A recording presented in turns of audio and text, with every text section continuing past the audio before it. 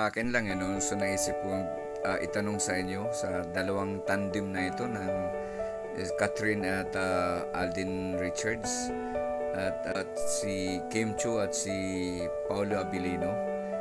Sa tingin nyo, sino ang mas may fans? Kasi sila alam naman natin na kung hindi man silang dalawang tandem ang pinakamasikat sa buong Pilipinas, isa sila sa mga tandems na talagang dinudumog ng mga fans, kanya-kanyang mga fans nila.